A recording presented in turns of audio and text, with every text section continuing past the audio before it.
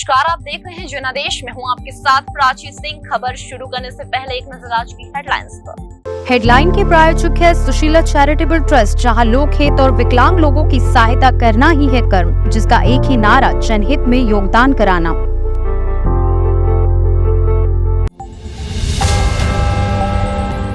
श्रीलंका में चीन की चालबाजी आई सामने, जाने भारत की सुरक्षा के लिए क्यों है चिंता की वजह। वृंदावन में बांके बिहारी के दर्शन के नियम बदल गए, जान लीजिए, नहीं तो खाली हाथ वापस आ जाएंगे। पूर्वोत्तर राज्य के लिए विशेष प्रावधान में कोई बदलाव नहीं करेगी सरकार, केंद्र का सुप्रीम कोर्ट में आश्वासन। सनी देओल को गदर 2 से मिले 10 से 15 करोड़, आगे से प्रॉफिट शेयरिंग करेंगे। एक्सपर्ट का दावा कि बेटे को डेब्यू कराने के लिए लिया था कर्ज। चंद्रयान 3 के लिए महाकाल मंदिर में भस्म आरती, अजमेर की दरगाह शरीफ में दुआ की गई। यूपी के स्कूल मदरसों में लाइव टेलीकास्ट होगी लैंडिंग। अब समाचार विस्तार से। श्रीलंका अनुसंधान से जुड़े एक पोत को देश में आने देने संबंधी चीन के अनुरोध पर विचार कर रहा है। विदेश मंत्रालय की प्रवक्ता प्रियंका विक्रम सिंघे ने बुधवार को ये जानकारी दी है। उन्होंने कहा, यहाँ चीन दूतावास ने एक अर्जी दी है और मंत्रालय फिलहाल इस पर गौर कर रही है। श्रीलंका अनुसंधान से जुड़े एक पोत को देश में आने देने के संबंधी चीन के अनुरोध पर विचार कर रहा है। विदेश मंत्रालय की प्रवक्ता प्रियंका विक्रम सिंघे ने बुधवार को ये जानकारी दी है। उन्होंने कहा, चीनी दूतावास ने एक अर्जी दी है और मंत्रालय फिलहाल इस पर गौर कर रहा है। उन्होंने कहा कि पोत की ये यात्रा कब होगी, अभी ये तारीख नहीं तय की गई है।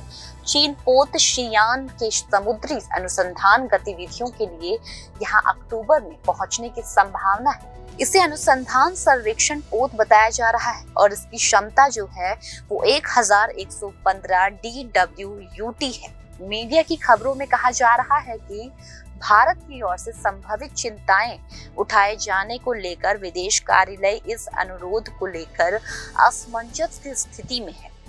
माना जा रहा है कि ये पोत राष्ट्रीय जलीय संसाधन अनुसंधान एवं विकास एजेंसी के साथ मिलकर अनुसंधान करेगा। चीन नियमित तौर पर अपने पोत श्रीलंका भेजता रहता है।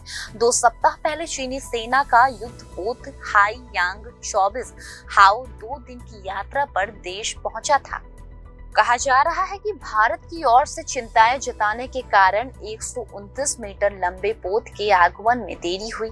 पिछले वर्ष अगस्त में चीनी बैलिस्टिक मिसाइल एवं उपग्रह ट्रैकिंग पोत युआन वांगफाई हम्बन टोटा बंदरगाह पर पहुंचा था, जिस पर भारत ने गंभीर आपत्ति जताई थी। भारत को आशंका थी कि श्रीलंका बंदरगाह जाने के रास्ते में पोत की ट्रैकिंग प्रणाली भारतीय रक्षा प्रतिष्ठानों के बारे में पता लगाने की कोशिश कर सकती है। अभी तक ऐसा होता था कि लोग बड़ी संख्या में वहां पहुंच जाते थे और वहां भयंकर भीड़ लग जाती थी। यहाँ तक कि कई ऐसे मामले भी सामने आए जब लोगों की जान भी भीड़ में दम घुटने से हो गई। इसी को देखते हुए एक फैसला लिया गया है। कृष्ण की नगरी मथुरा स्थित वृंदावन में दर्शन करने के लिए दूर दूर से लोग आते रहते हैं। यहाँ के बांके बिहारी मंदिर में कई बार दर्शन के लिए आए श्रद्धालुओं की इतनी भीड़ लग जाती है कि उसे संभालना लगभग नामुमकिन हो जाता है। ये भीड़ कई बार दुर्घटनाओं का कारण भी बन जाती है। इसी अनियंत्रित भीड़ को देखते हुए अब एक फैसला लिया गया है। अब ये मथुरा के वृंदावन स्थित ठाकुर बांके बिहारी मंदिर में दर्शन करने के लिए आने वाले श्रद्धालुओं को दर्शन के लिए ऑनलाइन पंजीकरण कराना पड़ेगा। इसके बाद ही वे दर्शन कर पाएंगे। दरअसल जानकारी के मुताबिक वैसे तो मथुरा में स्थित बांके बिहारी मंदिर में हर दिन काफी भीड़ रहती है, लेकिन कृष्ण जन्माष्टमी के आसपास यहाँ श्रद्धालुओं की संख्या बढ़ जाती है। इसलिए यहाँ भीड़ को नियंत्रित करने के लिए प्रशासन की तरफ से जल्द ही ऑनलाइन रजिस्ट्रेशन की प्रक्रिया शुरू होगी। बताया गया है कि जन्माष्टमी के पहले ही ये प्रक्रिया शुरू हो सकती है। ये निर्णय मंगलवार को प्रशासन के अधिकारियों और मंदिर के सेवायत पुजारियों के साथ हुई बैठक के बाद लिया गया है। हालांकि इस निर्णय पर अंतिम मुहर तब लगेगा जब निर्णय को सिविल जज जूनियर डिवीजन कोर्ट में रखा जाएगा। माना जा रहा है कि इस निर्णय को जल्द ही हरी झंडी मिल जाएगी। फिलहाल बैठक के बाद ऑनलाइन पंजीकरण करवाकर दर्शन की व्यवस्था पर सहमति बनी है। इस निर्णय में ये भी बताया गया है कि लोग दर्शन से पहले ऑनलाइन पंजीकरण से दर्शन कर सकते हैं। साथ ही फिर स्थानीय लोग पहचान पत्र दिखाकर बिना रजिस्ट्रेशन के भी दर्शन कर सकते हैं। वहीं ये भी विचार रखा गया है कि जन्माष्टमी पर मंगला आरती के लाइव दर्शन की भी व्यवस्था की गई है। इससे लोग बिना मंदिर में गए दर्शन कर सकते हैं। बता दें कि जैसे जैसे सितंबर का महीना शुरू होगा वैसे वैसे वृंदावन में श्री कृष्ण जन्माष्टमी की भी तैयारियां शुरू हो जाएगी। देश दुनिया में मशहूर कृष्ण मंदिर के लोगों के दर्शन करने की सुविधाओं और सुरक्षाओं को ध्यान में रखते हुए कई इंतजाम किए जाएंगे। कोर्ट ने कहा कि इस केस की सुनवाई आर्टिकल 370 तक सीमित है। नॉर्थ ईस्ट राज्य के लिए मौजूदा प्रावधानों को लेकर आशंका जाहिर की गई है। इसका इस मामले से कोई संबंध नहीं है। एससी तुषार मेहता के बयान के बाद ये आशंकाएं बेमानी हो जाती है। लिहाजा हम इस बिंदु को लेकर दायर याचिका का एक निपटारा कर रहे हैं। केंद्र ने सुप्रीम कोर्ट में साफ कर दिया है कि सरकार पूर्वोत्तर राज्य समेत बाकी राज्यों के लिए विशेष प्रावधान में कोई बदलाव नहीं करने जा रही है। सॉलिसिटर जनरल तुषार मेहता ये दलील आर्टिकल 370 को लेकर चल रही सुनवाई के दौरान दी है। उन्होंने कहा है कि सरकार आर्टिकल 370 के तहत अस्थायी प्रावधान और नॉर्थ ईस्ट समेत बाकी राज्य के लिए मौजूदा विशेष प्रावधान के अंतर को समझती है। लिहाजा इस तरह की आशंका बेमानी है। आर्टिकल 371 के तहत देश के पूर्वोत्तर राज्यों बाकी राज्यों को विशेष राज्य का दर्जा दिया गया है और इन सभी राज्यों को सीमित स्वायत्तता दी गई है। आज इस सुनवाई के दौरान अरुणाचल के पूर्व विधायक पाड़ी रीचू की ओर से पेश वरिष्ठ वकील मनीष तिवारी ने दलील दी है कि 370 के तहत जम्मू कश्मीर को मिली स्वायत्तता और आर्टिकल 371 के तहत बाकी राज्यों को मिली स्वायत्तता एक जैसी है और आर्टिकल 370 पर सुप्रीम कोर्ट जो फैसला देगा उसका असर आर्टिकल 171 के भविष्य पर भी पड़ेगा।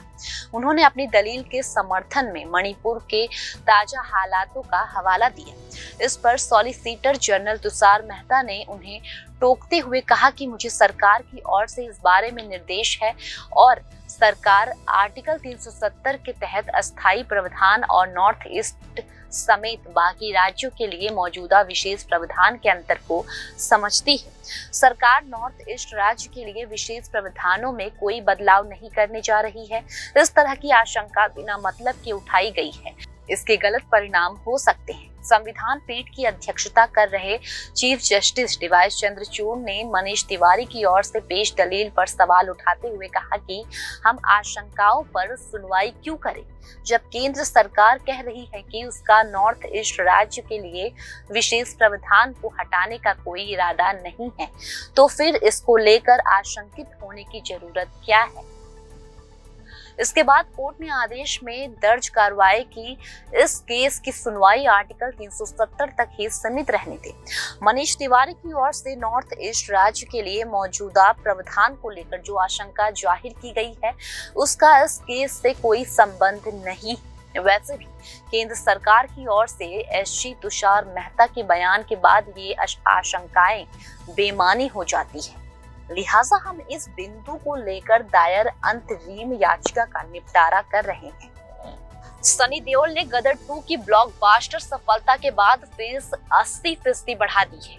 पहले इनकी फीस 10 से 15 करोड़ रुपए के आसपास थी। ट्रेड एक्सपर्ट के मुताबिक सनी अब 20 करोड़ से ज्यादा की फीस लेंगे। इसके अलावा वो अक्षय कुमार की तरह प्रॉफिट शेयरिंग भी लेंगे। इसका मतलब ये है कि सनी अब फिल्म की कमाई में हिस्सा लेंगे।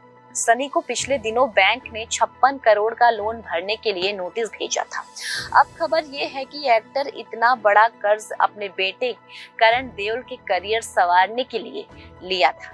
गदर 2 के बाद सनी देओल अपनी फीस में कितनी बढ़ोतरी करते हैं, ये जानने के लिए हमने एक्टर के करीबी और उनका बिजनेस मैनेज करने वाले गगन ओबरॉय से संपर्क साधने की कोशिश की। हालांकि उसकी कोई प्रतिक्रिया नहीं आई। ट्रेड एक्सपर्ट का दावा है कि सनी ने अपने बेटे करण की फिल्म पल पल दिल के पास की मेकिंग के लिए बैंक से 56 करोड़ रुपए का कर्ज लिया था।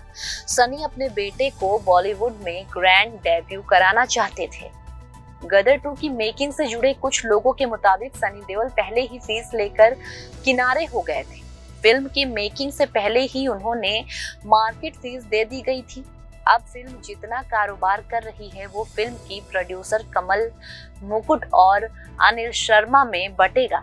इसके बाद जी स्टूडियो भी इसमें बड़ा हिस्सा लेगी।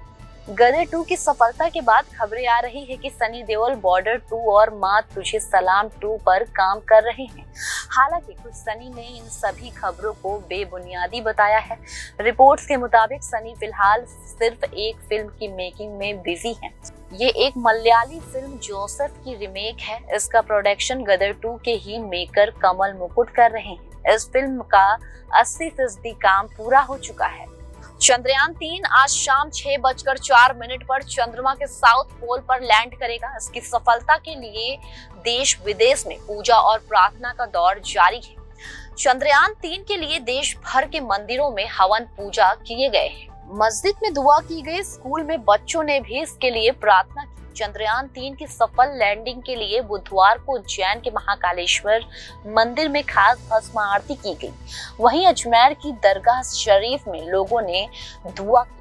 उधर उत्तर प्रदेश के सरकारी स्कूल और मदरसों में चंद्रयान 3 की लैंडिंग का लाइव टेलीकास्ट किया जाएगा। राज्य के स्कूलों और दूसरे शिक्षण संस्थाओं में शाम 5:15 से 6:15 तक इसका टेलीकास्ट होगा। हरियाणा के स्कूल में भी मिशन की लाइव कवरेज दिखाई जाएगी। हरियाणा के सभी स्कूल आज पहली बार शाम को 1 घंटे के लिए अलग से खोले जाएंगे। ये पहला मौका है जब देर शाम स्कूल खोलेंगे। दरअसल केंद्र सरकार की ओर से स्टूडेंट को चंद्रयान 3 मिशन की लाइव कवरेज दिखाने के लिए कहा गया है। चंद्रयान 3 की कमान लखनऊ की डॉक्टर रितु करिधाल के हाथों में है। वो चंद्रयान 3 की मिशन डायरेक्टर है। यानी चंद्रयान की लैंडिंग के दौरान सबसे मुश्किल वक्त में रितु के कंधों पर बड़ी जिम्मेदारी होगी। रितु का घर जानकीपुरम में है। उन्होंने लखनऊ विश्वविद्यालय से बीएससी और एमएससी की पढ़ाई की, फिर यहीं से पीएचडी कर लिया। मध्य प्रदेश में पूर्व मुख्यमंत्री दिग्विजय सिंह ने चंद्रयान 3 के लिए बधाई देते हुए कहा कि वैज्ञानिकों को 17 महीने से सैलरी नहीं मिली। इस बात का भी ध्यान प्रधानमंत्री जी को देना चाहिए। उन्होंने कहा कि हमें ISRO, Indian space research organisation के साइंटिस्ट पर गर्व है। हम ईश्वर से यही प्रार्थना करते हैं कि वे सफल हों। चंद्रयान 3 की लॉन्चिंग के लिए उज्जैन में 14 जुलाई को अनुष्ठान अभिषेक किया गया था। अब करीब 40 दिन बाद चांद की सतह पर चंद्रयान की लैंडिंग होने जा रही है। देश भर के लोग चंद्रयान की सॉफ्ट लैंडिंग के लिए प्रार्थना कर रहे हैं। इसके लिए उज्जैन के महाकालेश्वर मंदिर में भस्म आरती के दौरान विशेष पूजन अर्चना किया गया।